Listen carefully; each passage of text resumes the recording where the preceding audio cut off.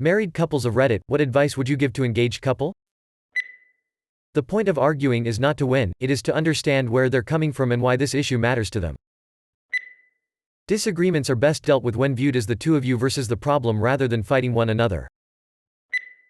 Happily married 27 years here. Here's some of what I've learned along the way. The marriage is more important than the wedding reception. Disagreements are not you versus me. They're us versus the problem. Shared goals, including finances, kids, careers, etc., are more important than shared hobbies. Sex is important. It's not everything, but it's important. It's great to love the person you're marrying, but hopefully you also like them. As in, if they couldn't be your spouse, for whatever reason, would you still choose them as a friend, exactly the way they are now? Marry someone that you don't feel compelled to try to change into someone different. Sex is important. It's not everything, but it's important. I would put it as intimacy is important. Intimacy can have whatever shape it needs to be satisfying to both of you in that moment. It's great to love the person you're marrying, but hopefully you also like them. I'd like to follow this up with, if you are not marrying your best friend, think very carefully before getting married. They should be the first person you want to share good news with and the first person you call for comfort when you get bad news. You should be able to sit up for hours talking to each other and spend hours together not saying a word. You are teaming up to take on the world together. You really should like the person you choose to be with. Married 21 years. Fucking clean up after yourself. Do not fall into the cycle of letting your spouse do all the housework. They are your partner, not your maid or parent. The biggest transition is if you weren't living together before. Getting used to sharing everything can be difficult for some, but good communication is key to making things work. Discuss finances. Once married, you take on each other's debts and responsibilities. It's important to know what those are before the wedding. Finances are one of, if not the, biggest reasons for failed marriages, so get on the same page early and stay there. Especially since most people start off marriage by paying for an expensive wedding party, you should be discussing finances and financial goals before getting married. It should not be a short conversation. Disagreements happen. Find a middle ground. There is always a middle ground. Ignore the people who say, never go to bed angry. A lot of times the middle ground presents itself after a good night's sleep. Have two comfortable places to sleep. It will come in handy during disagreements, but they're a godsend if someone is sick, has allergies and snores. Agreed, never go to bed angry is some of the worst advice we got. Sleep deprived and cranky is no way to work out a problem. Agree to disagree for the night and approach the problem the next day after everyone has calmed down.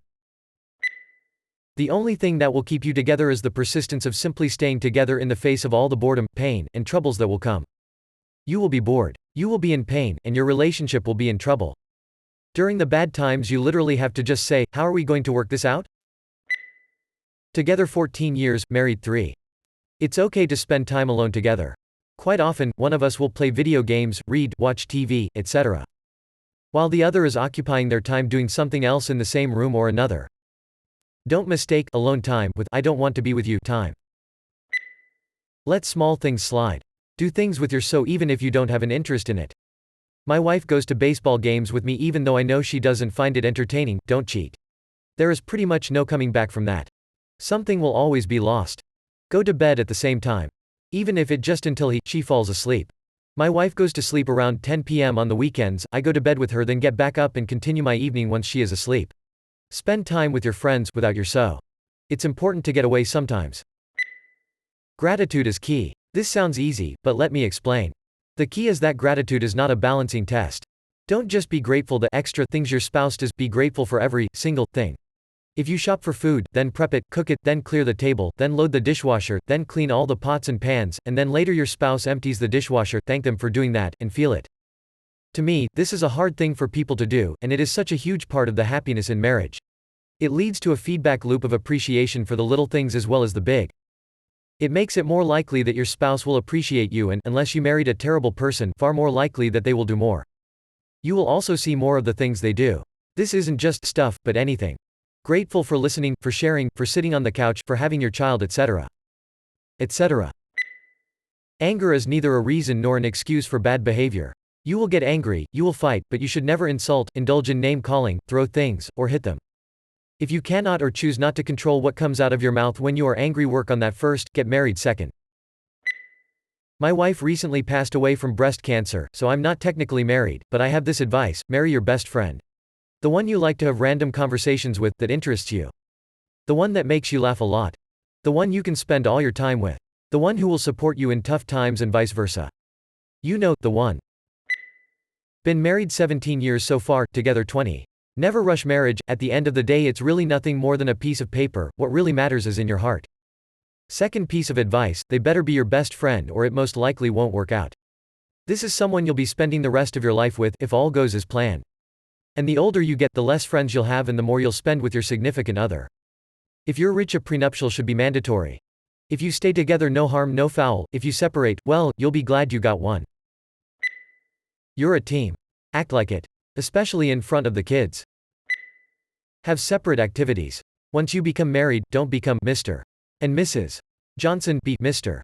Johnson and Mrs. Johnson. Or Mr. and Mr. Mrs. and Mrs. Whatever. Retain your individuality. Have time apart. Have separate hobbies. Have separate activities. It will allow you to have experiences you can talk about and share with each other.